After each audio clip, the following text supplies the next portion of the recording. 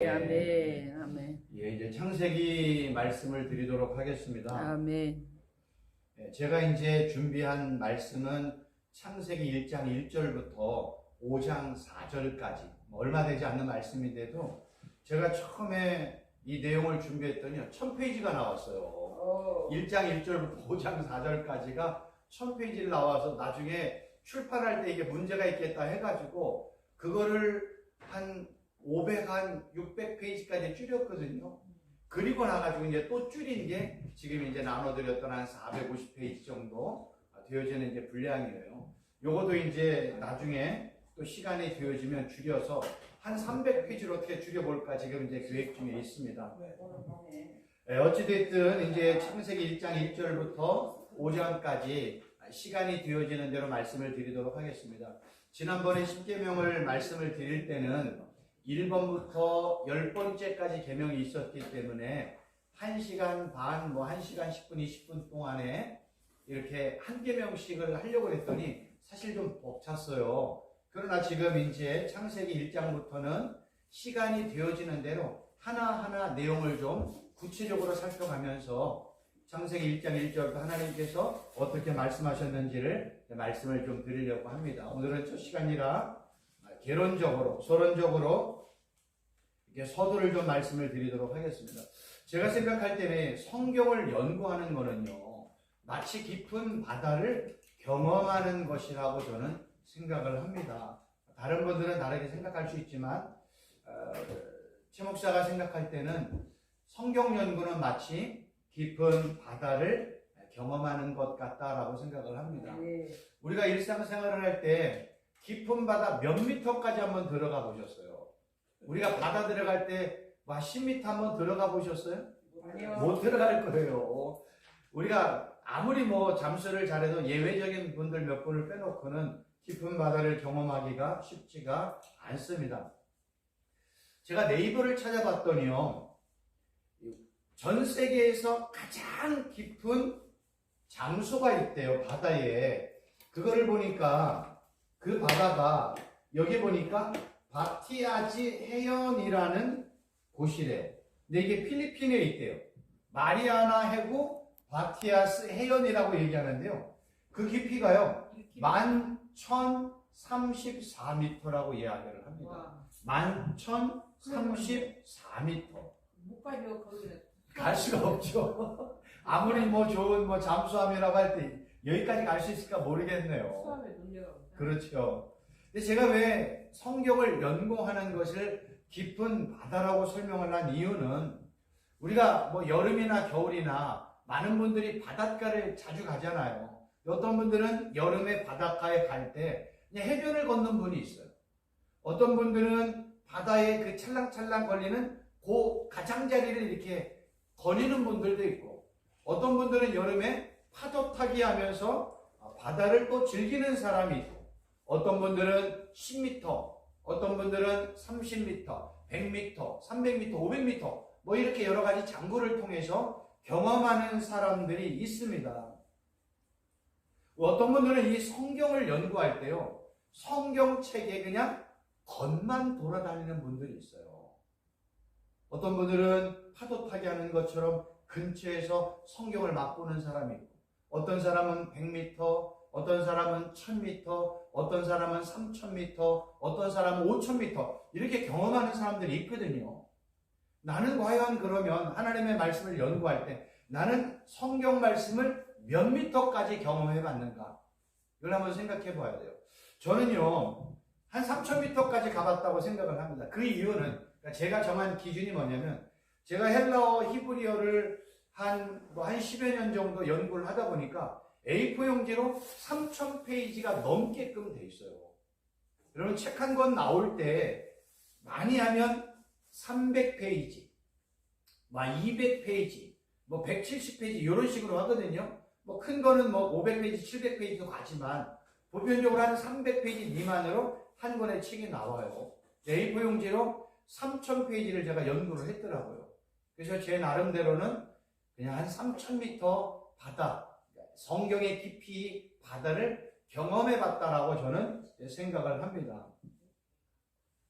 제가 왜 이런 말씀을 드리냐면 우리가 히브리어와 헬라어를 공부를 하면 남들이 경험하지 못했던 곳을 경험할 수가 있어요.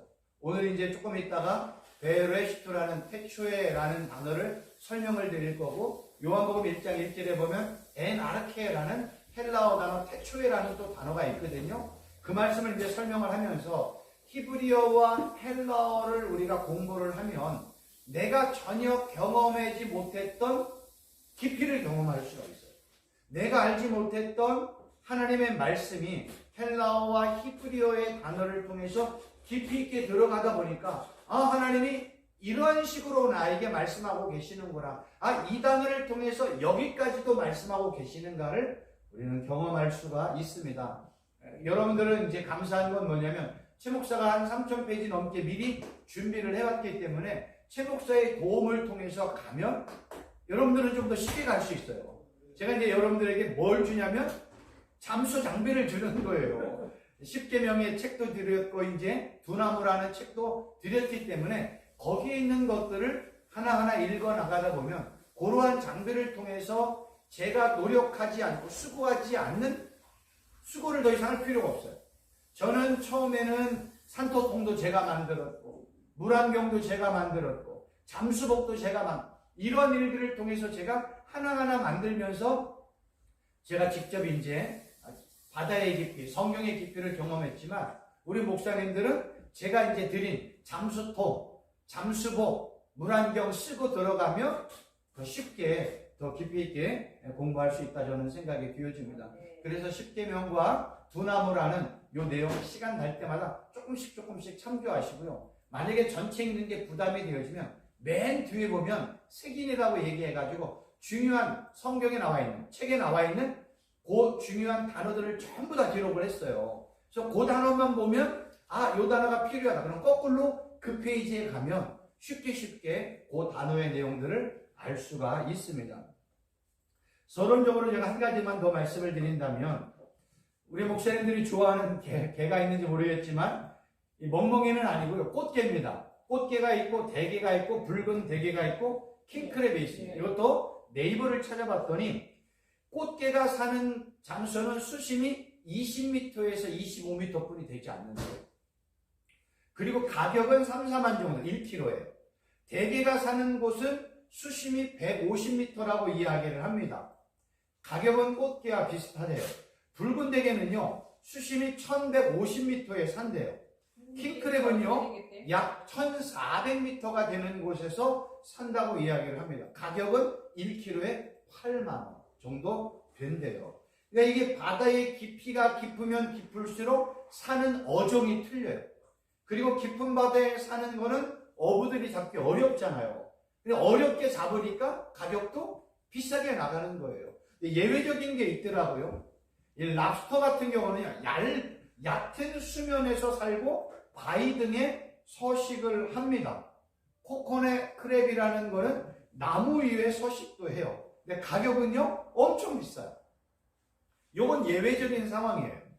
그러니까 예외적인 거를 제외하고는 수심이 깊으면 깊을수록 사는 어종도 틀리다는 거예요. 내가 신앙생활을, 성경의 연구를 20m, 30m에서 연구하는 수준이면 나는 꽃게 정도만 먹는 거예요. 그러나 내가 조금 더 열심히 해서 150m, 200m까지 성경 말씀을 연구하면 나는 대개 수준은 먹는 거예요. 그러나 내가 이제 1000m 정도의 성경 연구를 하게 되어지면 붉은 대게나 킹크랩 이 정도의 비싼 어종을 먹을 수가 있는 겁니다. 그래서 성경을 연구한다는 것은 이렇게 깊은 바다를 경험하는 것과 비슷하다라고 저는 생각을 합니다. 왜 그러냐면 성경에는요, 하나님의 말씀은요, 한 단어 한 단어가 보배예요. 하나님의 말씀은 한 단어 한 단어가 보물이기 때문에 옛날에 이런 말 있잖아요. 구슬이 서말이라도 꿰어야 보배다. 하나님의 말씀은 한 단어 한 단어가 보배이고 값진 보물과도 같아요. 그런데 아무리 좋은 구슬이나 진주가 있다 할지라도 나달로 있으면 나달의 가치뿐이 되지를 않아요. 근데 이 나달로 되어 있는 이 진주나 보석을 잘 엮으면 그 가치는요 100배도 되고 1000배도 되고 10,000배도 되어져요. 하나님의 말씀은 나달처럼 한 말씀 한 단어 한 단어가 보배이며 진주예요. 근데 이 진주와 보배와도 같은 하나님의 말씀을 어떻게 엮느냐에 따라서 그 가치, 그 말씀의 상황과 환경은요 완전히 달라져요. 그래서 같은 하나님의 말씀을 공부한다 할지라도 보는 사람의 눈에 따라서 삶을 경험한 목사님들의 삶의 경험에 따라서 말씀을 보고 접근하는 방법이 완전히 달라요. 그래서 어떤 분들은 똑같은 태초에 하나님이 천지를 창조하셨다는 것을 나는 삼각형이라는 눈으로 보면 삼각형으로 만들고 사각형이면 사각형, 동그라미면 동그라미, 별표면 별표예요. 그러니까 똑같은 하나님의 말씀도 내가 어떻게 바라보느냐, 내가 어떤 도구를 통해서 하나님의 말씀을 연구하느냐에 따라서 그 말씀의 깊이는 완전히 달라진다는 거예요. 그래서 제가 한 가지 이제 부탁드리고 싶은 건 뭐냐면, 우리 최순복 교수를 만났으니까 이제부터는 히브리어 헬라어를 이렇게 보고 공부하는 것을 너무 어렵게 할 필요가 없어요. 일단은요, 제가 드린 것만 가지고 하세요. 제가 드린 것만 가지고 연구를 하셔도, 공부를 하셔도, 그리고 그 내용을 가지고 설교를 적용해도 전혀 문제가 되질 않아요. 저는 처음에 히브리어 헬라를 공부할 때, 초창기에도 제가 말씀을 드렸지만, 저는 히브리어 헬라를 정말로 좋아하지 않았던 사람이에요. 공부하는 것도 어려웠고 힘들어했고, 대학교와 대학원에 히브리어 헬라어를 어떻게 공부를 했는지도 모를 정도로 그냥 넘어갔어요. 근데 한 10여 년 전에 하나님의 은혜로 한 단어를 제가 알게 되었고, 어떻게 저 목사님은 저 단어를 알지? 라는 게 저한테 동기부여가 되었어요. 어떻게 저 목사님은 저 단어를 알고 있지? 근데 그 단어를 제가 이제 알고 제가 한번 찾아봤어요. 정말 있더라고요. 그게 저에게 자극이 되어가지고 제가 이제 하나하나 공부를 하기 시작했어요. 근데 쉽지가 않잖아요. 그래서 인터넷 유튜브를 찾아가지고 히브리어 헬라어 성경 연구라는 걸 찾아봤더니 뭐 그걸 처음에도 막 여러 편의 교수님, 목사님의 내용도 들어봤고 뭐 그랬지만 제가 원하는 만큼의 어떤 내용이 없어가지고 저는 그냥 무식한 게 용감하다고 해가지고 그냥 제가 알고 있는 책, 알고 있는 히브리어 헬라어, 그 다음에 기독교 대학교 총신대에 가가지고 거기에 있는 책들을 하나하나 공부하면서 한 단어씩 알아가기 시작했어요. 그리고 나가지고 처음에는 1년이 지나고 2년이 지날 때까지는 얼마 분량이 되지 않아요. 근데 2년이 되면서부터 이 히브리어 헬라어를 보는 눈이 조금씩 열리기 시작해가지고 2년, 3년, 4년 때는요 하루에 8시간씩 공부를 했어요. 한 3년은 그렇게 한 것 같아요. 아침에 들어가서 교회 가가지고 아침 9시 반 들어가서 집에 올 때 6시, 어떤 때 7시 오거든요. 그때까지 계속 공부했어요. 너무 재밌는 거예요. 지금 돌아보면 어떻게 그때 했느냐. 지금 저 7시간, 8시간 하면요. 눈이 아파가지고 못해요, 지금은요. 지금은 옛날에 그 한 3,000페이지가 넘는 3,500, 4,000페이지가 되어지는 내용들을 지금 하나하나 이제 정리를 하고 있어요. 예전에는 분량이 많았던 700페이지, 1000페이지를 500페이지, 300페이지로 이제 줄이고 있거든요. 그것만 해도 막 눈알이 충혈이 되어가지고 너무 아파가지고 공부하기가 어렵더라고요. 그러니까 성경 읽는 것도 지금은 눈이 너무 아파가지고 성경을 못 읽을 정도예요. 그래서 제가 한 6년 전, 7년 전에 어떻게 하루에 8시간씩 했을까 생각을 해보면 그때는 하나님의 은혜인 것 같아요. 지금은 절대로 못해요. 하루에 3시간만 해도 막 너무 힘들거든요. 근데 한 4년 정도 쌓아놓은 게 있으니까 아마 이거는요, 일평생 제가 이렇게 연구하고 해도 남을 정도의 분량을 한 4년, 5년 정도 하게 되었어요. 그러니까 지금 교수로서의 맞습니다. 아멘. 지금 하라고 하면요, 못해요. 근데 그때는 어떻게 했는지 정말 미친 듯이 히브리어 헬라 공부하는 게 좋아가지고 그렇게 연구가 되었고 그 연구되어진 걸 이제 지난 학기 때는 10계명으로 이제 말씀을 드렸고 지금은 이제 창세기를 이제 말씀을 드리는 거예요. 산사무순도요 5장, 6장, 7장이잖아요. 뭐 얼마 안 되거든요. 1000페이지를 만들었어요. 근데 그거를 줄이고 있어요. 1000페이지 가지고 누가 읽겠어요. 그 다음에 이제 에베소서도 보니까 한 800페이지 만들었고, 그 다음에 뭐 그런 것들이 너무 많더라고요. 그 비유 설교도 제가 예수님께서 말씀하셨던 하나님의 나라 천국에 대한 비유를 지금 설교하고 있거든요. 그것도 보니까 어마어마하게 많은 거예요. 거의 한 800페이지가 되더라고요. 그러니까 이러한 것들을 그때는 막 미친 듯이 그냥 막 사람들이 막 주워 먹듯이 막 주워 먹잖아요. 소가 이렇게 막 음식을 막 먹고 이제 한적할 때 가가지고 되새김 하듯이 제가 지금 이제 되새김하고 있는 그러한 시간입니다. 그래서 처음에 준비했던 것보다는 지금은 조금 더 이제 간략하게 좀 이렇게 컴팩하게 좀 이렇게 준비를 하고 방대한 것이 아니라 좀 이렇게 잘 정리가 되어가지고 지금 이제 하고 있다는 게 이제 감사하고 이런 상황 속에서 이제 창세기를 또 이렇게 강의할 수 있는 것이 하나님의 은혜라 생각이 되어집니다. 중요한 거는 하나님의 말씀은 한 단어 한 단어가 보배예요. 이거를 잘 꿰을 줄 알아야 돼요. 어떻게 꿰느냐에 따라서 설교가 완전 틀립니다. 그래서 지금 아마 유튜브에 나와 있는 우리 목사님들의 설교를 보면 똑같은 본문들은 똑같이 설교하는 분은 단 한 명도 없어요. 그래서 모든 목사님들의 설교가 다 귀한 겁니다. 저는 이제 그렇게 듣고 있는데, 그렇지만 우리가 그 기준에서 한 단계를 좀 올라서는 과정이 저는 히브리어와 헬라어라고 생각이 돼요. 요새 텔레비전에 보면 국민 가수라고 혹시 요새 이제 하는 이제 경쟁 프로그램이 있어요. 근데 거기에 한 심사위원이 그러고 얘기하더라고요.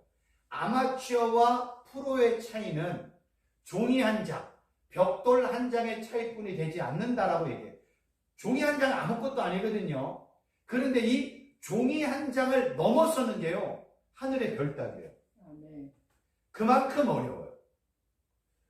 아마추어가 노래하는 것과 프로가 노래하는 것은 완전 틀려요. 아마추어는요, 재미삼아 하는 거예요. 프로는요, 왜 프로라고 하는 줄 아세요? 돈 받고 하기 때문에 프로예요.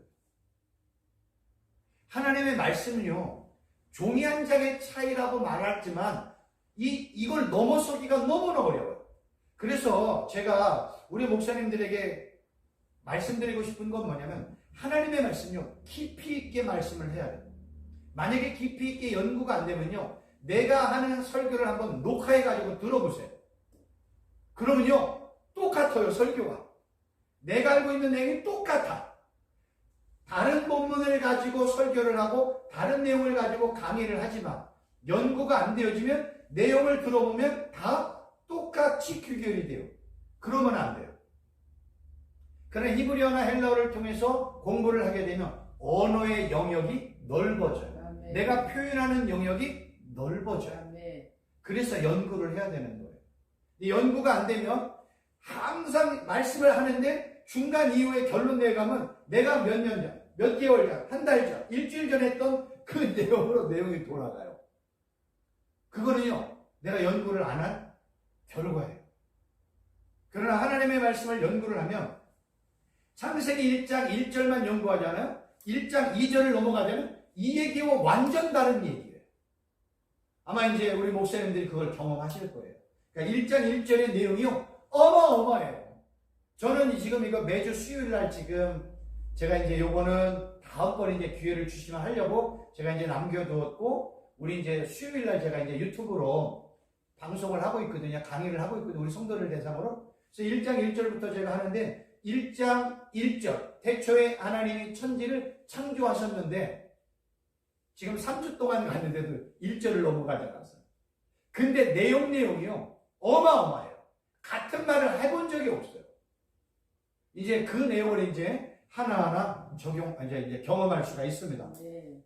먼저 그러면 성경 구절, 우리가 한 구절 아까 읽지 않았지만 읽겠습니다. 태초에 하나님이 천지를 창조하셨다라고 말씀을 드렸잖아요.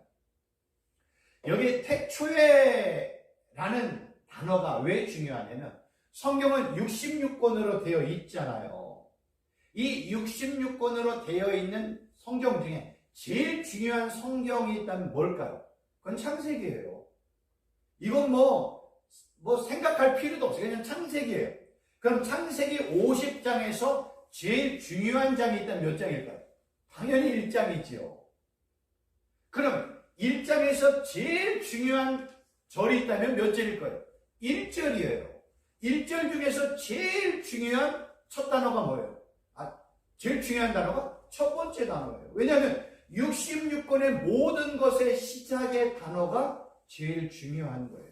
그래서 예전에 어떤 스님이 10년 동안 이 등을 바닥에 대지 않고 주무셨고, 그 다음에 이렇게 뭐라고 하죠? 이렇게 돌을 닦았던 스님이 있는데, 그 스님이 10년 만에 대중을 대상으로 말하는 일성이라는 게 있잖아요. 일성. 요 일성이 중요한 거예요. 첫 번째 음성이. 예수님께서도 사역할 때 처음에 처음에 선포하셨던 일성이 있잖아요. 하나님의 나라가 가까이 왔다. 회개하라. 천국이 가까이 왔다. 이 일성을 선포하셨잖아요. 하나님이 세상을 창조할 때 성경에 처음으로 쓰여진 첫 번째 단어, 그 첫 번째 문장의 일성이 뭐냐? 이게 제일 중요하다는 거. 그게 바로 태초에라는 단어입니다. 이 태초에 하나님이 천지를 창조하셨다 할 때 이 태초에라는 단어가요, 히브리어로 베레시트라는 단어예요. 영어로 얘기하면 그냥 in the beginning이라고 얘기하는데, 이 베레시트라는 단어는요, 두 단어의 합성. 하나는 베라는 전치사와 레시티라는 명사가 결합이 되었어요. 베라는 단어는 그냥 영어로 in이라는 단어고, 그 다음에 in이라는 이 단어에 레시티라는 명사가 결합이 되어가지고 어느 특정한 시간대를 말하는 게 베레시트예요. 근데 이 레시티라는 단어는요, 로시라는 단어에서 나왔는데, 로시라는 단어는 근원, 머리, 꼭대기라는 단어고요. 그리고 이 단어의 로시에서 레시티가 나왔는데, 그 단어는 시작, 근본, 으뜸이라는 단어예요. 그래서 이 태초에라는 단어가 베라는 단어와 레시티의 결합으로 어떤 특정한 근원, 어떤 특정한 때, 그때를 베레시티라는 단어로 사용을 한다는 거예요. 그러니까 이 단어가 중요한 거예요.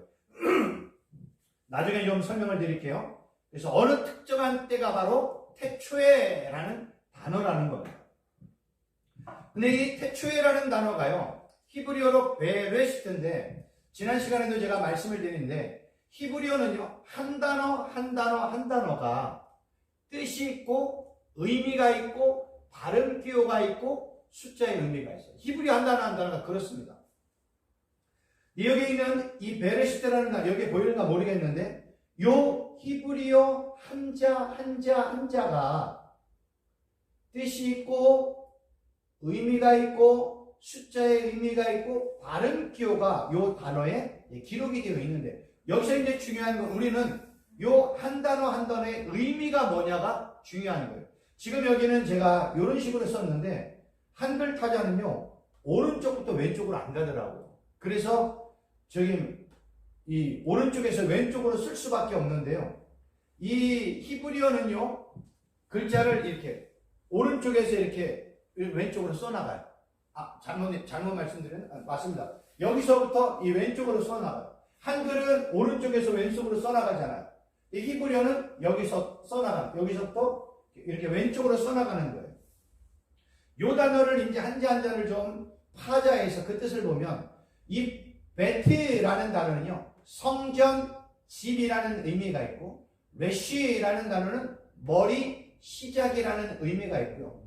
알레프라는 단어는요, 황소, 신, 하나님이라는 의미가 있고, 쉰이라는 단어는 아랫니, 분리하다, 분석하다, 화살을 쏘다라는 단어가 있고, 타부라는 단어는 끝, 종말, 그 다음에 기호, 상징, 심지어는 십자가의 의미가 타고라는 단어에 있어요. 그래서 요 베레시테라는 요 한자 한자의 의미를 정리를 해봤더니 하나님께서 성전의 머리를 아래로 십자가로 주거나 보여주다. 하나님께서 성전으로부터 시작해서 아래로 화살을 쏘듯이 십자가를 주다라는 단어가 베레시트라는 단어예요. 어마어마하죠. 저도 이제 예전에 이제 제가 몰랐을 때는 요런 단어를 하나하나 제가 막 인터넷 찾아보고 그랬는데요. 감사한 거는요. 제가 정확하게 책을 모르는데 이 히브리어 23자에 대한 단어를 연구를 해가지고 책으로 만든 어떤 교수님이 있어요. 제가 그 책을 인용해가지고 이런 단어의 의미를 가지고 제가 설명을 드린 거예요. 제가 다음 시간에 오면 그 책을 찾아서 말씀을 드릴게요. 거기에 보면 너무 상세하게 잘 되어 있어요. 이건 뭐 제가 연구한 게 아니에요. 그분이요. 유대인인데 프랑스에 살아서 프랑스 국가, 프랑스의 신분을 갖고 있는 유대인이에요. 그러니까 유대인이 히브리어를 연구를 해가지고 히브리어 문자 한자 한자 23자의 단어들을 연구를 해가지고 책으로 만들어. 그러니까 얼마나 대단해요. 프랑스인이 만들었다면 의미가 없지만, 한국인이 만들었다면 의미가 없지만, 유대인이 자기의 조상들의 히브리어의 의미를 기피하는 그 유대인이 연구를 해가지고 이 단어 하나하나의 의미와 뜻을 이렇게 이제 정리해 놓은 책이 있더라고요. 다음 시간에 제가 말씀을 드리도록 하겠습니다. 이렇게 태초에라는 단어의 의미는요, 이런 의미가 있어요. 여기서 이제 중요한 건 뭐냐면, 태초에라는 단어의 뜻은 어느 특정한 시간이라는 게 제일 중요합니다. 어느 특정한 시간은 언제예요? 하나님이 세상을 창조한 그때를 얘기하는 거예요. 그러니까 어느 그 특정한 시간은 뭐예요? 하나님이 특정한 시간에 세상을 창조했던 그때를 이야기하는 겁니다. 보세요. 여기가 창세기 1장 1절 태초에라는 거. 여기는 이제 어떤 때를 보니까 종말의 시간이에요. 여기를 지금 우리가 살고 있어요. 우리는 여기를 지금 살고 있다고 얘기하잖아요. 그러면 하나님이 세상을 창조한 그 시점 이전에는 뭐예요? 그냥 영원이에요. 영원. 그럼 세상이 끝난 이후의 시간은 뭐예요? 그냥 영원이에요. 이 의미를 좀 아셔야 돼요. 성경은요, 지금 요 창세기 1장 1절부터 어느 때인지는 모르지만 이 예수님이 올 때까지의 요 시간대를 그냥 우리의 세상의 시간이라고 얘기를 해요. 그러나 세상이 창조되기 전에는 뭐였어요? 아무것도 없어요. 그냥 영원이었어요. 그냥 나중에 아무것도 없었어요. 그러면 세상이 끝나고 난 이유는 뭐예요? 그냥 영원한 시간으로 가는 거예요. 그래서 저는 하나님께서 세상을 창조했던 요 때를 뭘로 제가 비유하여 설명을 하냐면, 초등학교 가을 운동회나 뭐 이런 운동회 때 보면 되게 이제 시골 같은 데는 어린이 운동회가 동네 잔치잖아요. 그래서 동네 잔치에 막 부모님들, 할머니들 뭐 모여가지고 했고, 제가 초등학교 다닐 때도 제 초등학교 때는 동네 그 학교, 초등학교 운동회가요. 막 부모님들 해가지고 막 모이면요. 막 가득 찼어요. 막 음식도 해오고, 고기도 구워먹고, 김밥 해먹고 막 이러거든요. 그때 1학년 일반 누구 나와? 하면 이제 나와가지고 어린아이들이 출발선에서 이렇게 달리기를 하잖아요. 그때는 총도 없으니까 아니면 뭐 땅 하는 게 있어서 출발선에 서가지고 야, 이제 달리기 한다. 잘 서 하면은 마지막에 이제 선생님이 뭐라 그래요? 요이 땅 하고 이 출발 신호가 나면 어린아이들이 막 손살같이 100m를 뛰잖아요. 창세기 1장 1절 태초에 하나님이 세상을 창조하셨다는 건 마치 뭐냐면, 영원이라는 아무것도 없는 세상 속에서 하나님이 마치 요이 땅 하시면서 세상을 창조한 시점이 바로 뭐예요? 베레시트. 어느 특정한 시간이라는 거예요. 그 특정한 시간은 하나님이 세상을 창조한 어느 특정한 시간을 설명을 하는 것입니다. 그런데 재미있는 거는요, 하나님께서 세상을 시작했던, 태초에 세상을 시작하셨던 그 하나님의 시간 안에는요, 뭐도 포함이 되어 있는 줄 아세요? 종말이라는 시간도 포함이 되어 있어요. 여러분, 우리가 성경을 볼 때요, 사람의 시각으로 보면 성경이 이해가 안 돼요. 우리가 하나님의 시각으로 볼 줄 알 수 있는 눈이 열려야 돼요. 하나님께서는요, 세상을 창조하셨던 태초에라는 요 시간대에 뭐도 있는지 아세요? 종말도 있어요. 그러니까 하나님의 손 안에 뭐가 있어요? 태초와 종말이 한 손 안에 다 있어요. 네. 우리 인간들의 입장에서는 과거와 현재와 미래가 존재하지만 하나님 입장에서, 하나님은 세상을 창조하셨잖아요. 하나님 전에는, 이 태초에 전에는 시간이 있었어 없어요? 없었어요. 그냥 영원이었어요. 시간을 창조한 분은 누구예요? 하나님. 공간을 창조하신 분은 누구예요? 하나님. 인간을 창조하신 분은 누구예요? 하나님. 우주 만물을 창조하신 분은 누구예요? 하나님. 동식물, 새와 바다에 있는 모든 것들을 창조하신 분은 누구예요? 하나님. 그러면 태초에 전에는 아무것도 없었다는 거예요. 그런데 인간들은 항상 뭐라고 해요? 하나님도 과거가 있고 현재가 있고 미래가 있는 식으로 생각을 한다는 거예요.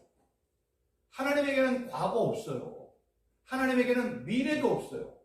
하나님은 그냥 현재에 존재하시는, 아멘. 동시간대에 존재하시는 전지전능한 하나님이세요. 그런데 성경은 인간들이 하나님의 시간대를 이해를 못하니까 성경에서는 이런 식으로 표현을 했어요. 요한계시록 1장 4절에 보니까 이렇게 표현합니다. 사도요. 이제도 계시고 전에도 계셨고 장차 오실이다. 8절에서는요. 주 하나님이 이르시되 나는 알파 오메가라. 이제도 있고 전에도 있었고 장차 올 자요 전능한 자라 하시더라. 사도 요한이 이렇게 증거를 했습니다. 이렇게 사도 요한이 하나님의 시간대를 마치 과거와 현재와 미래가 있는 것처럼 설명했다고 해서 하나님에게 과거가 있는 건 아니에요. 하나님에게는 미래도 없어요. 이 의미를 잘 이해를 하셔야 돼요. 만약에 하나님에게 과거가 있고 하나님에게 미래가 있다면 과거와 미래가 있는 하나님은 언젠가는 뭐예요? 죽는지 소멸되지 한다는 거예요. 그런데 창세 전에는 그냥 영원히 존재하셨어요. 종말로 해도 하나님은 어떻게 존재하세요? 그냥 영원히 존재하세요. 그러니까 하나님의 시간대는 그냥 영원이에요. 하나님은요, 아담을 창조했던 그 하나님의 시간대와 아브라함을 만나셨던 그 하나님의 시간대와 지금 우리의 시간대, 하나님의 입장에서는 어때요? 그냥 동시간대예요. 이 의미를 이해하시겠어요? 이거를 이해해야 돼요. 근데 우리는 성경에 아담의 시간대, 모세의 시간대, 아브라함의 시간대, 다윗의 시간대, 우리의 시간 이렇게 나눈단 말이에요. 그래서 마치 하나님에게도 아브라함을 만났던 그 하나님은 과거의 하나님, 지금 우리를 만나시는 하나님이 현재의 하나님, 이럴 수는 없는 거예요. 하나님은요, 아브라함에 만났던 그 시간대나 지금 우리를 만난 시간대, 하나님 편에서 뭐예요? 똑같은 시간대. 요 의미를 이해하셔요. 왜요? 하나님은 영원히 존재하시는 하나님이에요. 하나님에게는 시간의 존재가 없어요. 하나님에게는 공간의 존재가 없습니다. 그렇기 때문에 하나님께서는요, 창조와 종말을 동시간대에 가지고 계시는 하나님이신 거예요. 그렇기 때문에 이렇게 하나님은 창조와 종말을 동시간대 하실 수 있는 하나님이시기 때문에 창조하신 하나님이 세상을 어떻게 해야 돼요? 종말을 하셔야죠. 세상을 만드신 하나님이 세상을 정리를 하셔야죠. 누구만이 할 수 있어요? 그건 하나님만이 하시는 거예요. 그러니까 이러한 의미를 좀 잘 이해를 하셔야 됩니다. 그래서 바울이 아주 중요한 성경 구절 하나를 얘기했어요. 고린도서 6장 2절에 이르시되 내가 은혜 베풀 때 너희가 듣고 구원의 날에 너를 도왔다 하셨으니 보라 지금은 은혜 받을 만한 때요. 보라 지금은 구원의 날이로다. 이게 바울이 지금 고린도 교회 이야기를 했어요. 지금 우리에게 있어서 제일 중요한 시간은 언제? 지금이에요, 지금. 김미경 목사님이 끝난 다음에 누구를 만나러 간다. 이게 안 중요한 거예요.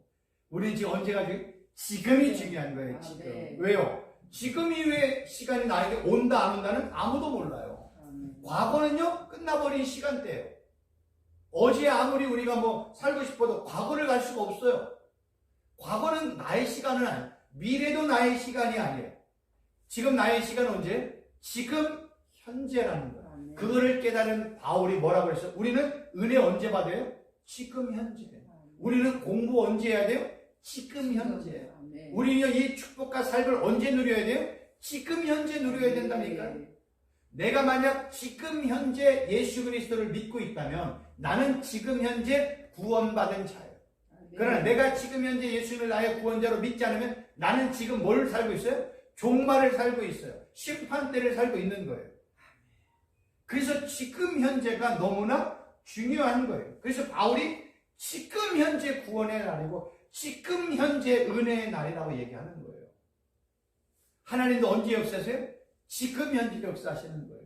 그래서 어떤 신학자가 하나님은 과거도 없고 미래도 없으니까 하나님은 영원한 현재다라고 설명을 한 겁니다. 그런데 한 가지 이제 주의해서 봐야 될 게 뭐냐면 에베소서 1장 4절에 보니까 곧 창세전에 그리스도 예수 안에서 우리를 택하사, 그래서 마치 창세전에는 어떤 시간대가 있는 거라고 착각할 수가 있는 거예요. 하나님이 창세전에 우리를 선택했다. 제가 말씀드려요. 창조되기 전에는 뭐예요? 영원이라니까, 영원. 그거를 바울이 사람들에게 이해될 수 있게끔 창세전이라는 표현을 쓴 거예요. 창세전은 뭐예요? 그냥 영원이에요. 아무것도 없었다니까요. 아무것도 없었어요. 그냥 태초에 천지가 창조되기 전에 땅은 공허하고 혼돈했잖아요. 그냥 아무것도 없는 시간대. 그리고 종말에 예수님이 이 땅에 올 세상을 심판하고 나면 우리는 예수님과 함께 영원한 시간대로 들어가는 거예요. 그리고 그냥 끝나는 거예요. 근데 이거를 인간의 관점에서 시간을 그 안에다 집어넣기 시작하면 해석되지 않는 내용들이 얼마나 많은지 모릅니다. 그러니까 이런 의미를 우리가 이해를 해야 성경에 나와 있는 내용들을 하나하나 이해할 수 있어요. 근데 자꾸만 우리 마음에는 인간의 시각, 인간의 관점으로 자꾸만 성경을 보려는 그러한 나도 모르는 사이에 자꾸만 회귀하는 본능이 있어요. 아니에요. 성경은요, 인간의 관점으로도 봐야 되지만 하나님의 관점으로도 볼 줄 알아야 돼요. 이런 관점으로도 볼 줄 알아야 됩니다. 그럼 정리를 한다면 성경에 몇 가지 진리가 있는데 그 첫 번째는요, 하나님은 영원하시고 무한하신 창조주 하나님이시다.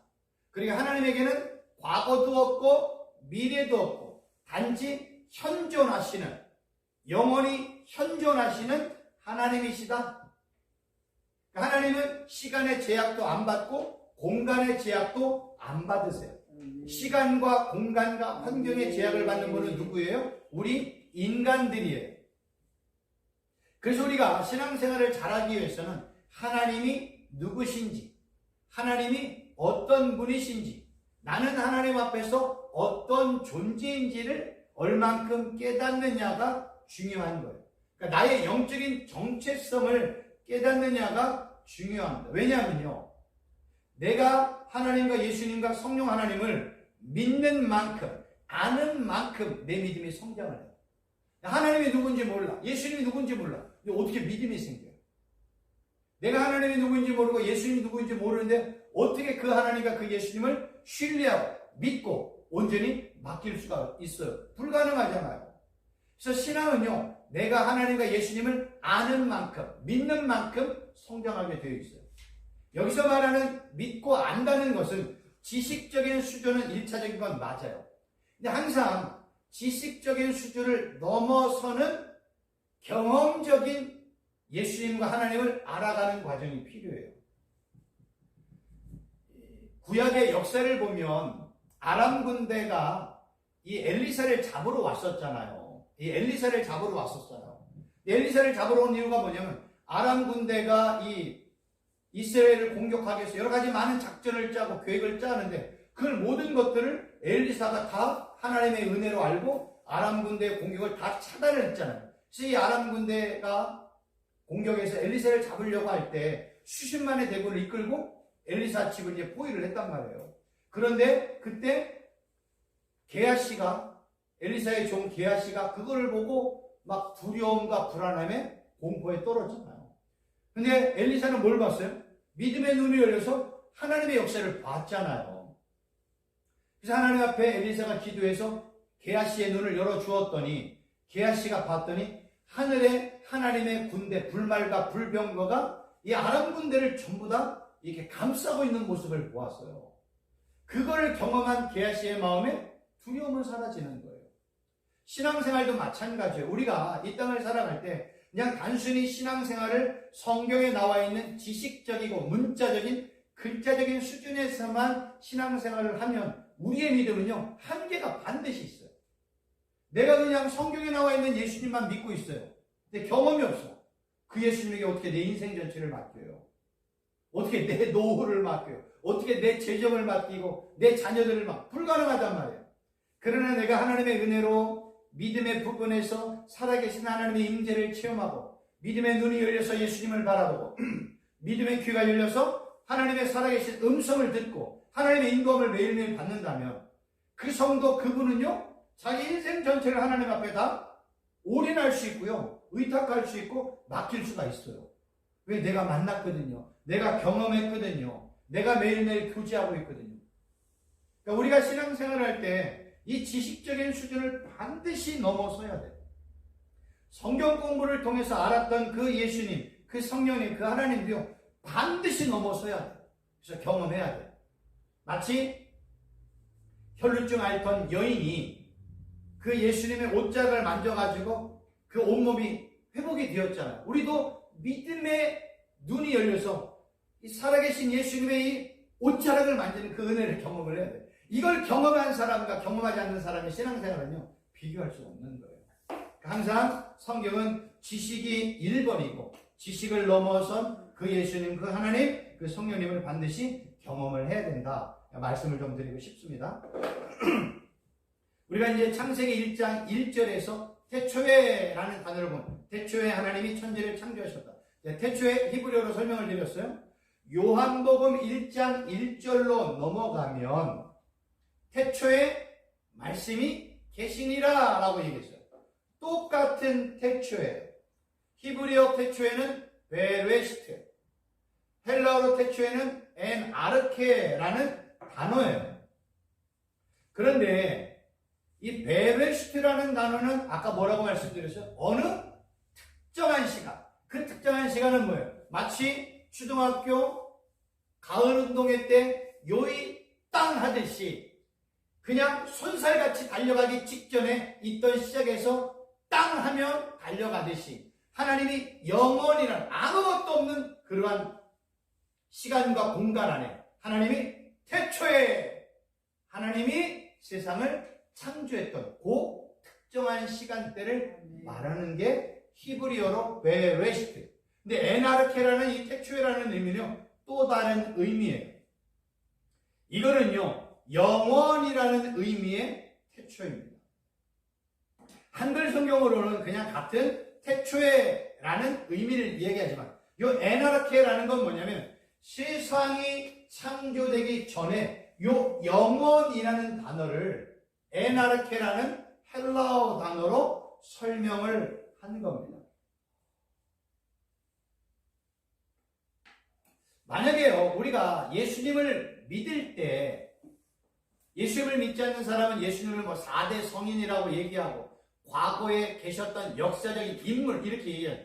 예수님은 역사적인 인물이 맞아요. 근데 예수님을 그냥 역사적인 인물로만 규정해버리면 그 역사적인 인물이 어떻게 내 죄와 허물을 어떻게 해결해요?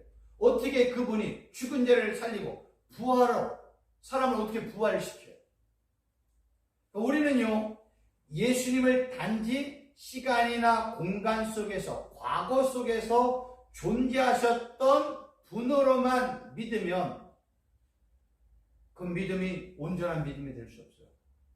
그 역사적인 예수님 어떻게 나의 인생 전체를 책임져 주시고 나를 어떻게 죄와 허물에서 구원하고 어떻게 나를 하나님의 심판으로부터 나를 구원할 메시아가 될 수 있어요. 그거 불가능하거든요. 그래서 우리는 예수님이 누구인지가 너무나 중요한 거예요. 예수님은요, 어느 시간대에 계셨던 분은 맞아요. 지금으로부터 2000년 전. 근데 그 예수님은 언제 계셨어요? 영원 전부터 계셨어요. 태초에 말씀이 계시니라. 이 말씀이 누구와 함께 계셨어요? 하나님과 함께 계셨다는 거예요. 지금 성경은요, 재미있는 게 뭐냐면 창세기 1장 1절에 언급된 태초에 하나님이 세상을 창조했잖아요. 요한복음 1장에 뭐예요? 태초에 뭐가 있대요? 말씀이야. 그러면 사도 요한이 태초에 말씀이 계셨다. 이 말씀을 뭐와 지금 연관시키고 싶은 거예요? 하나님과 연관시키고 싶은 거예요. 모세는 창세기 1장 1절에서 태초에 하나님이 얘기했잖아요. 요한 사도는 뭐예요? 태초에 누가? 말씀이 똑같잖아요. 싱크로율이 똑같아요. 그러면 성경은 하나님과 말씀이 뭐라는 거예요? 같다는 거예요. 그래서 사도 요한이 요한복음 1장 1절 태초에 말씀이 계셨잖아요. 근데 그 말씀이 누구와 함께 있었어요? 하나님과 함께 있었네. 의도적으로 지금 이 얘기를 하고 싶은 거예요. 말씀이신 예수님과 세상을 창조하신 하나님은 한 분, 삼위일체 하나님이심을 성경은 창세기 1장 1절과 요한복음 1장 1절을 통해서 우리에게 지금 설명을 해주고 있는 거예요. 그래서 여기서 중요한 거는 태초에라는 히브리어 베레시트라는 단어는 세상을 창조하는 요이 땅 어떤 특정한 시간대. 에나르케라는 태초에라는 건 뭐냐면 창조 이전의 시간대를 지금 이야기하고 있는 거예요. 왜냐하면 나중에도 제가 설명을 드리겠지만 사복음서에 보면요, 마태복음, 마가복음, 누가복음, 요한복음이 있어요. 이 사복음서는요 다 주제가 틀려요. 마태복음은요 왕이신 예수님을 설명을 하고, 마가복음은요 종이신 예수님을 설명하고, 누가복음은요 사람이신 예수님, 그래서 인자라고 얘기하는 거예요. 이 인자는요 사람인 아들 자자예요. 사람의 아들이에요. 어질인 아들 자자가 아니에요. 그러니까 사람의 아들이라는 거예요. 근데 요한복음은요 예수님을 뭘로 표현하는 줄 아세요? 하나님의 아들, 하나님이신 하나님으로 설명을 하고 있어요. 하나님을 설명하고 있는 게 사도 요한이에요. 그 지금 사도 요한이 예수님은 하나님의 아들이야, 예수님은 하나님이야 라는 걸 설명하려고 요한복음 1장 1절에 기록할 때 뭐예요? 그 예수님이 누군지 알아? 영원 전부터 계셨던 분이야. 그래서 태초에 말씀이 계십니다. 영원 전부터 말씀이신 예수님이 계신다라는 에나르케라는 단어를 통해 가지고 이게 지금 설명을 하고 있는 거예요. 지금 설명 이해가 되시죠? 그러니까 지금 성경은 이렇게 의도적으로 한 단어 한 단어 한 단어의 의미와 내용을 가지고 우리에게 설명을 해주고 있는, 그냥 단어가 그냥 기록된 게 아니에요. 태초에라는 이 히브리어 베레시트와 헬라어 에나르케라는 단어가 그냥 마음대로 쓰여진 게 아니라 이러한 의미와 내용을 가지고 이렇게 기록을 하고 있다는 거예요. 그러면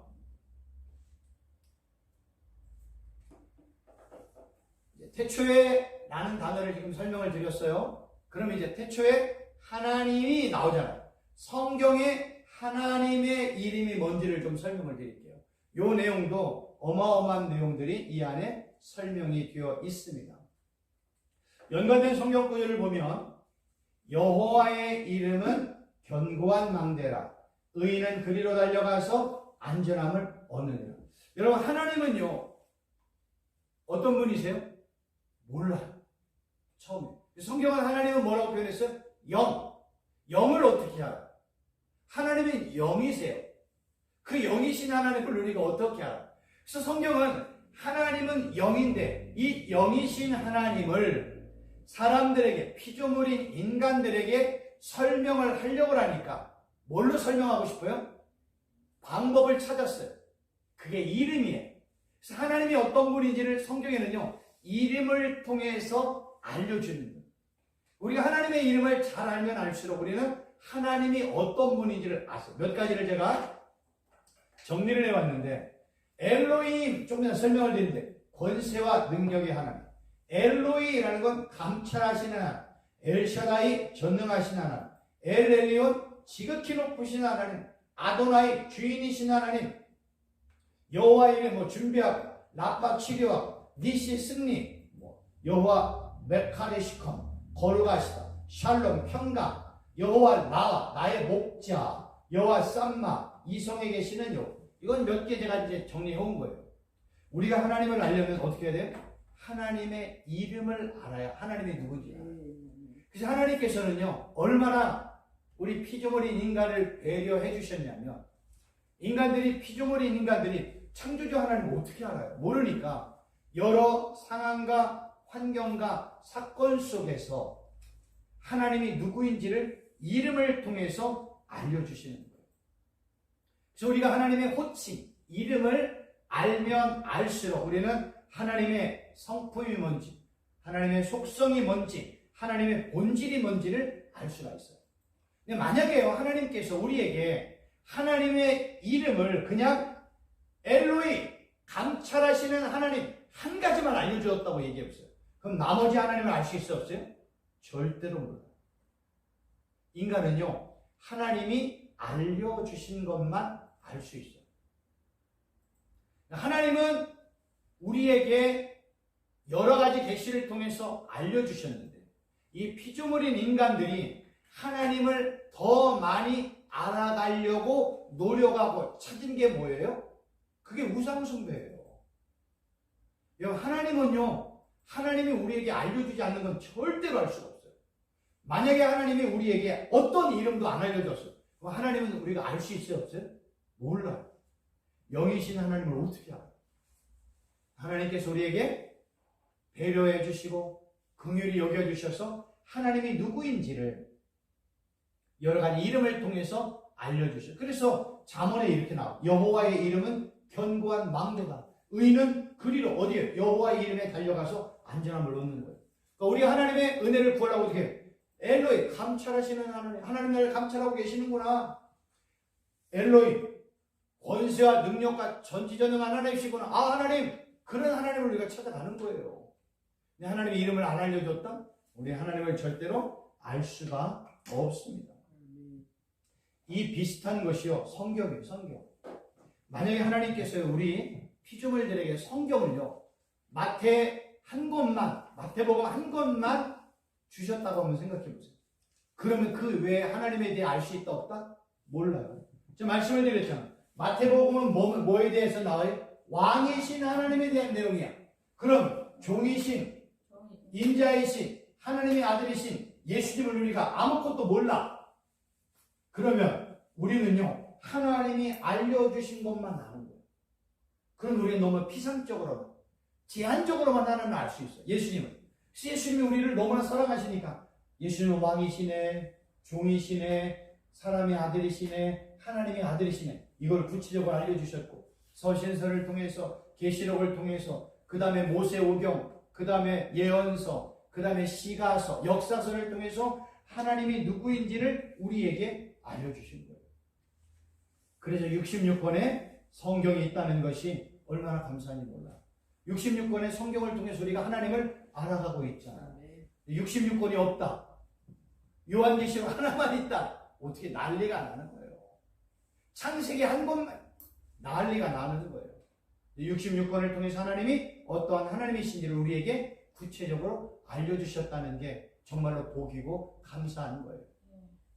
그러면 이제 지금부터 성경에 하나님께서 알려주신 그 첫 번째 이름이 또 중요하잖아요. 첫 단어가 중요하지만 첫 번째 하나님의 이름이 뭐냐? 성경에 뭐라고 나와 있어요? 엘로힘이라고 나와 있어요. 엘로힘은요, 하나님이라는 뜻이에요. 하나님. 성경에 하나님이라는 단어가 2600여 개 정도 쓰여 있대요. 얼마나 많이 쓰여 있는지 몰라요. 근데 이 엘로힘이라는 이 히브리어 단어는요, 엘로아라는 복수형으로 사용이 되었어요. 이 복수형으로 하나님의 이름이 사용이 되었다고 해서 하나님은 여러 신들 중에 하나라고 생각하면 안 돼요. 성경이 엘로힘이라는 복수로 사용을 한 이유는 뭐냐면 하나님의 장엄하심, 하나님의 위대하심을 강조하기 위해서 복수형으로 사용이 되었어요. 여러분, 성경은요, 하나님은요, 성부, 성자, 성령 한 분이세요. 세 위격으로 존재하세요. 어떤 때는 아버지의 영, 아들의 영, 예수의 영, 주의 영, 성령으로 설명이 되어 있지만 그냥 다 한 분이신 하나님이세요. 세 위격으로 존재하는, 그냥 그 정도로만 성경이 하나님을 설명하고 있고 우리는 그냥 그대로만 믿을 수밖에 없어요. 하나님이 세 위격을 어떻게 설명해서 설명하는 순간 거기에 뭐예요? 떡칠을 하는 거예요. 할 수가 없어요. 그냥 성경은 성부 하나님, 성자 예수님, 성령 하나님, 그냥 한 분이신 하나님, 그리고 세 위격으로 존재하시는 하나님, 끝! 그걸 설명을 한다? 설명하는 순간 오류가 발생해요. 설명하는 순간 이상해져요. 우리는 그렇게 그냥 믿을 수밖에 없는, 이렇게 복수로 사용하는 것은 여러 신들이 있다는 게 아니에요. 세상에 신은 있어요, 없어요? 없어요. 신은 누구만이에요? 하나님 한 분만이에요. 나머지 인간들이 만들어 놓은 건 다 뭐예요? 그가 우상들이에요, 우상들. 신은 하나님 한 분 외에는 없습니다. 그러면 엘로힘도 히브리어 한 단어가 결합이 된 단어잖아요. 이 엘로힘이라는 단어를요, 한 단어, 이건 제대로 했습니다. 여기서 히브리어는 여기서부터 이렇게 써가요. 한 단어 5개의 문자가 형성이 되어서 엘로힘인데, 요 알레프라는 단어는 아까도 말했죠. 황소, 신, 하나님. 요 라메드라는 단어는 막대기, 배우고, 연구하고, 가르치다. 요 해라는 단어는 숨구멍, 호흡, 입김을 불기, 영혼, 바람, 서서 앉아서 기도하는 사람의 의미가 요게 있고요. 요도라는 요거요. 손이나 주다, 보여주다. 매미라는 단어는 물, 운동, 역동성 또는 신학적인 질문으로 신을 향하여 당신은 누구십니까? 인간을 향하여 인간아 너는 누구냐? 이런 내용들을 정리해서 엘로힘을 보니까 하나님께서 입을 열어 가르치시면서 인간을 향하여 너는 누구냐? 라고 묻는 것이고, 인간아 내가 믿고 있는 하나님은 누구냐를 보여주시거나 가르쳐주시는 요 뜻이 엘로힘이라. 요거는 한 문자를 파자해가지고 제가 이렇게 정리한 거예요. 요거는 그냥 요 내용을 제가 이렇게 쳐다봐가지고 정리한 거예요. 요 내용에 대한 거는 아까 프랑스, 유대인이지만 프랑스 신분을 갖고 있는 어떤 신학자가 연구한 책, 그 내용을 제가 그대로 이렇게 정리해가지고 써놓은 거고, 요 정리한 거를 제가 이렇게 지금 이제 정리한 거예요. 엘로힘이라는 단어는 이런 의미라는 겁니다. 그러면 한자 파자하는 의미도 있지만 엘로힘 자체의 또 뜻이 있어요. 엘로힘 자체의 뜻이 뭐냐면 전능한, 강한, 힘, 능력이라는 거예요. 성경은요, 창세기 1장 1절에 하나님을 세상 사람들에게 처음으로 소개해주고 싶을 때 하나님의 이름을 뭘로 표현했어요? 엘로힘으로 표현한 거예요. 그 하나님 어떤 하나님이세요? 힘이 있고 능력이 있고 강하고 전능하신 하나님. 다른 이름도 있는데 하나님은 피조물인 인간들에게 내가 누구인지 알아? 세상을 창조한 내가 누구인지 알아? 나는 엘로힘이야. 나는 전능한 하나님이야. 나는 힘과 권세와 능력이 있는 강한 하나님이야. 요걸 지금 설명을 하고 계시는 거예요. 그 하나님이 세상을 창조하신 거예요. 그래서 이 엘로힘이라는 단어는요, 하나님의 절대적인 주권, 전능하신 능력을 강조하는 호칭이 바로 엘로힘이라는 거예요. 근데 이 엘로힘은 우리가 하나님을 엘로힘이라고 하나님을 부르는 이유는 뭐냐면 하나님의 전능하심과 능력과 강한 힘으로 세상과 천지 만물을 창조하셨다는 걸 내가 입으로 고백하는 고백이 뭐예요? 엘로힘, 하나님, 하나님 부르면 이런 하나님을 우리가 믿고 있음을 고백하는 거예요. 네, 이 엘로힘 하나님이 어떤 하나님이세요? 땅과 하늘을 지으시고 어둠에서 빛을 분리하시고 육지와 물을 구분하시고 낮과 밤을 나누신 전능한 하나님으로 내가 믿고 있는 하나님의 호칭이 뭐라고요? 하나님, 엘로힘이라는 거예요. 그 하나님을 태초에 이 하나님을 소개할 때 뭘로 소개했어요? 엘로힘이 하나님은 하나님은 하나님이야. 요 설명을 한 거예요. 그런데 감사한 거는요, 그 엘로힘 하나님이 누구의 하나님이었어요? 아담과 하와의 하나님이었지만, 아브라함과 모세의 하나님이었지만, 누구의 하나님이세요? 나의 하나님이시라는 거예요. 강하고 힘이 있고 능력이 있고 전지전능한 그 헬로의 하나님이 누구의 하나님이세요? 나의 하나님. 근데 그 하나님이 언제 계세요? 지금도 나와 함께 하신다는 거예요. 그래서 우리가 하나님의 이름을 알면 알수록 우리의 믿음은요 깊어지는 거예요. 이 지식적인 하나님을 우리가 뭐 해야 돼요? 실제적으로 경험해야죠.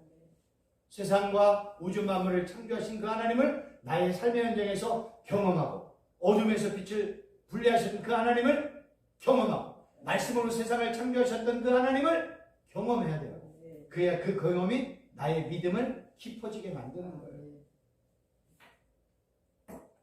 그러면 이제 우리가 성경을 보면 하나님만 나오는 게 아니잖아요. 성경을 보면 그 앞에 뭐도 나와? 하나님, 여호와. 어떤 데는 여호와, 하나님도 나온단 말이에요. 오늘은 여기까지만 설명을 드리겠습니다. 여호와라는 단어는요, 히브리어로 야훼. 하나님은 엘로힘, 여호와는 야훼. 연관된 성경 구절 읽어드리겠습니다. 이것이 천지가 창조될 때 하늘과 땅의 내력이니 여호와 하나님이 땅과 하늘을 만드시던 날에 여호와 하나님이 땅의 흙으로 사람을 지으시고 생기를 그 코에 불어넣으시니 사람이 생명이 되었다. 이렇게 설명을 하고 있습니다. 이 엘로힘만큼, 엘로힘 하나님만큼 성경에 자주 언급되어지는 하나님의 호칭이 야훼 하나님이에요. 여호와, 야훼, 여호와. 엘로힘 하나님, 여호와, 야훼예요.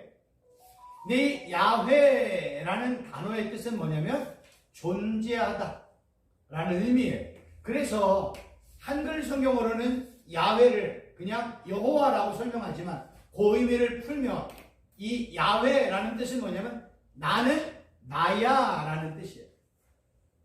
나는 나야. 한글 성경으로 풀면 그걸 여호와라고 표현하지만 나는 나야. 그거를 영어에서는 I am, who I am 이라는 표현을 쓰고 헬라어로는 에고 에이미라는 단어를 써요. 여호와라는 이 야훼가. 이 여호와도 한자가 문자에 뜻이 있다고 그랬잖아요. 이 야훼라는 단어 한자를 보면 요드, 아까 똑같아요. 손, 주다, 보여주다, 해, 순, 구멍, 호흡, 입김, 또 바브라는 단어는 갈고리, 연결, 결합, 매달림, 기둥이라는 의미가 있고요. 해는 또 똑같아요. 이런 단어를 정리를 해보면 호흡과 호흡이 연결되어 있다. 입김으로 연결하여 입김을 주다라는 뜻이에요. 그 여호와라는 뜻은 야훼인데 정리를 해보니까 호흡과 호흡이 연결이 되어 있고 입김을 연결하여 입김을 주는 거예요. 이 내용을 보면 어디가 생각이 나요? 창세기 1장, 2장. 하나님께서 아담에게 흙으로 아담을 만드시고 그에게 후 하고 숨을 불어 넣었더니 아담이 생명이 되었잖아요. 살아있는 영이 되었잖아요. 그래서요, 하나님께서 우리의 코와 입을 막아버리시면 그 사람은 금방 죽어요. 성경은요, 사람이 흙으로 된 아무 무용지물인 흙으로 만들어진 그 인간이 살기 위해서는 하나님이 그 안에 뭘 집어넣었어요? 호흡을 집어넣었잖아요. 그 안에 생명을 집어넣었죠. 그거를 호흡이라는 단어로 사용하고 있거든요. 생기가. 생기가 들어가면서 하나님의 호흡이 들어가면서 죽은 흙이 살아났어요. 그래서 성경은요, 어떤 사람이 죽었다, 살았다의 의미를 설명할 때는 항상 그 안에 뭘 표현하냐면 하나님의 숨이 있어, 하나님의 생기가 있어, 살았어. 하나님의 생기, 너 죽었어. 이 의미예요. 그래서 창세기에서는 생기로 표현했고 에스겔에서 죽은 군대를 이스라엘에 얘기하죠. 거기에 뭐가 들어갔어요? 생기. 똑같은 단어예요. 이 단어가 신약으로 넘어가면 이 생기는 뭘로 바뀌어요? 성령으로 바뀌어요. 똑같은 단어예요. 그래서 우리 안에 성령이 내주하시면 우리는 살았고 성령 하나님 우리 안에 내주하지 아니하시면 우리는 죽었다. 성경은 이런 의미로 표현하는 거예요. 그러니까 피조물인 인간이 살려면 우리 안에 뭐가 들어와야 돼? 여호와의 숨, 여호와의 호흡이 들어와요. 그걸 신약적인 설명으로 표현하면 성령 하나님이 우리 안에 들어와야 되는 거예요. 그래야 우리가 살아있는 존재가 되는 겁니다. 재미있는 거는 이 여호와라는 단어가요, 하야라는 동사를 써요. 하야라는 동사가 뭐냐면 이 하야라는 동사는요, 어떤 뜻이냐면 그냥 이 1인칭 미완료로 되어진 하야 동사를 하나님의 호칭에다가 야훼라는 호칭에다가 요 단어를 설명한 건 뭐냐면 하나님은요 완료된 분이 아니잖아요. 하나님에게는 과거가 없어요. 하나님에게는 미래에는 완료 시점이 없어요. 하나님에게는 과거의 시점이 없어요. 그러니까 하나님은 뭐예요? 1인칭 미완료로 영원히 존재하시는 하나님. 그래서 이 하야 동사라는 1인칭 미완료 동사를 하나님이라는 호칭 안에다가 집어넣은 의도가 있는 거예요. 만약에 하나님이 완료야, 언제 하나님이 죽을 수 있다는 거예요. 하나님 절대로 죽으면 안 돼요. 그래서 하나님은 1인칭 미완료로 계속해서 완료되지 않고 끝이 없이 계속해서 영원히 존재하시는 하나님을 야훼 하나님이라고 설명을 한 거예요.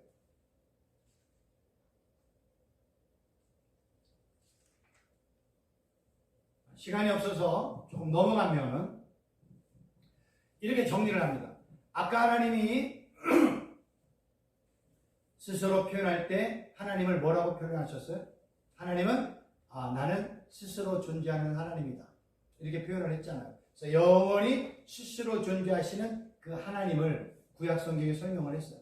근데 신약 성경으로 넘어갔더니 예수님께서도 한밤중에 이렇게 바다를 걸어갈 때 바다 위를 걸어오는 그 모습을 보고 제자들이 뭐라고 표현을 했냐면 유령 아니야? 라고 표현을 했어요. 그랬더니 예수님이 뭐 두려워 마, 내니 두려워 마라. 예수님께서 그렇게 했어요.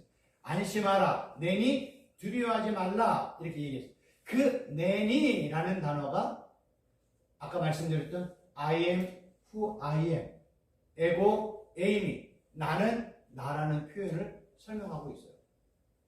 성경은요, 아까 제가 말씀을 드릴 때 태초에라는 단어가 창세기 1장 1절에도 있고 요한복음 1장 1절에도 있어요. 그 다음에 태초에 하나님이, 태초에 말씀이, 그래서 이 하나님과 말씀이 예수님과 연관되어 있음을 설명을 해주고 있잖아요. 근데 구약에 하나님이 뭐라고 표현해요? 하나님은 스스로 존재하는 하나님이라고 표현했잖아요. 하나님은 스스로 존재하는 분이야. 그거를 신약 성경에 예수님이 뭐라고 했어요? 내니라고 했죠. 내니는 무슨 뜻이냐면 스스로 존재하는 하나님과 똑같은 단어의 헬라어라는 거예요. 그러니까 성경은요, 재미있는 게 구약의 하나님과 신약의 예수님을 단어로, 그 다음에 호칭으로 서로 연관되어 있음을 지금 설명을 해주고 있어요. 왜냐하면 여러분, 타 종교인들도 하나님은 믿어요, 안 믿어요? 하나님 믿어요. 예수님 믿어요, 안 믿어요? 안 믿어요. 예수님 누구로 믿어요? 4대 성인, 역사적인 인물, 좋은 선생, 선지자, 이 정도의 수준으로 믿지, 예수님을 하나님의 아들, 하나님이라고 믿지를 않아요. 그래서 많은 사람들이 예수님을 격화시켜요. 그래서 많은 이단들이나 타종교들은 예수님을 믿질 않아요. 그냥 인간이라고 믿어요. 근데 성경은 그 예수님이 누구와 동격이에요? 하나님이라고 설명을 자꾸만 해주고 있어요. 그 예수님이 하나님이야, 말씀이 하나님이야, 나는 스스로 존재한다고 선언하셨던 그 하나님이 예수님도 나는 스스로 존재하는 에고에이미야, 내니, I am who I am, 나야, 이렇게 설명을 한단 말이에요. 그 성경은 자꾸만 예수님이 하나님이심을 설명을 해주고 있어요. 우리가 이런 단어를 통해서 우리에게 확실히 각인되어야 될 게 뭐냐면, 성경은요 다 누구 얘기예요? 하나님 이야기, 예수님의 이야기예요. 그래서 우리가 성경 창세기 1장부터 요한계시록까지 하나님 빼고 예수님 빼놓으면 설교할 내용이 없는 거예요. 성경은요 다 하나님과 예수님을 증거하고 있는 말씀이에요. 근데 그래서 구약에 언급되었던 그 하나님이 신약의 그 하나님이야, 세상을 창조했던 그 하나님이 이 땅에 성육신하신 예수님이야, 저 얘기하고 있는 거예요. 그러니까 성경은 이렇게 구약의 하나님과 신약의 예수님이 한 분이심을, 삼위일체이심을 설명하고 있는 거예요. 우리는 지금 이런 공부를 해나가고 있는 거예요. 이거는 설교 시간이 아니에요. 공부하는 시간이라 이런 내용들을 우리가 지금 배워나가고 있는 겁니다. 그러니까 우리가 이렇게 창세기 1장 한 절을 통해서 성경 전체를 볼 수 있고, 1장을 통해서 요한계시록, 요한복음과 연관해 볼 수 있고, 1장을 통해서 요한계시록과 연관을 볼 수 있고, 이런 식으로 제가 지금 이제 설명을 드릴 거예요. 그러니까 이런 내용을 이렇게 알기 시작하면 성경을 보는 눈이 이렇게 열리기 시작해요. 와, 이 예수님이 천지를 창조하신 하나님이구나. 아, 이 예수님이 스스로 존재하시는 하나님이시구나. 성경은 요걸 지금 설명해 주고 싶은 거예요. 그래서 우리가 그냥 창세기 따로, 요한복음 따로 보면 절대로 찾을 수 없는데, 태초에라는 한 단어, 하나님, 엘로힘, 야훼, 여호와라는 단어를 공부했더니 그게 다 누구를 설명하고 있어요? 예수님을 설명하고 있네. 야훼라는 걸 파자에서 봤더니, 여호와라는 걸 파자에서 봤더니 누구를 설명하고 있어요? 십자가, 예수님을 소개해주고 있는 거예요. 한 단어 한 단어 히브리 문자를 봐도 그 문자에서 강조하고 싶은 건 십자가, 예수님만 강조하고 싶은 거예요. 이렇게 봤더니, 저도 이걸 보기 전에는 그게 뭔지 몰랐죠. 근데 이렇게 하나님의 이름 자체에도 십자가가 나오고 예수님이 나오네. 성경 구약의 1장 1절, 창세기 1장 1절에 언급했던 그 하나님이 요한복음 1장 1절에 동일하게 나와 있는 그 예수님이 하나님이시네. 성경이 이렇게 설명하고, 왜요? 그 예수님 우리를 죄와 허물에서 구원하고, 우리를 죽음에서 살리시고, 우리에게 영원한 생명도 주시고, 우리를 하나님의 나라로 기업으로 선물로 주시는 분이 예수님이에요. 왜요? 하나님이어야. 인간이신 예수님, 역사적인 예수님, 우리에게 어떻게 영원한 생명도 주고, 우리가 어떻게 하나님의 나라를 기업으로 주세요. 그런 예수님 믿으면 안 돼요. 그래서 우리가 하나님이신 예수님, 인간이신 예수님을 믿고 있는 거예요. 근데 성경은 그 예수님을 자꾸만 부각시키고 있어요. 뭘 통해서? 창세기 1장 1절만을 통해서도 알 수 있다는 거예요. 이런 것들을 이제 배워나가다 보면 이제 성경의 내용들을 깊이 알고 있고, 만약에 다음 주에 날 요 다음 부분이 궁금하다. 그러면 이제 드린 책을 좀 읽어보시면 이제 제가 어떤 설명을 드리는지 잘 알 수 있으리라 생각이 되어집니다. 네. 재밌죠? 네. 재밌습니다. 네. 저도 이렇게 공부하니까 막 미친 듯이 8시간 공부했죠.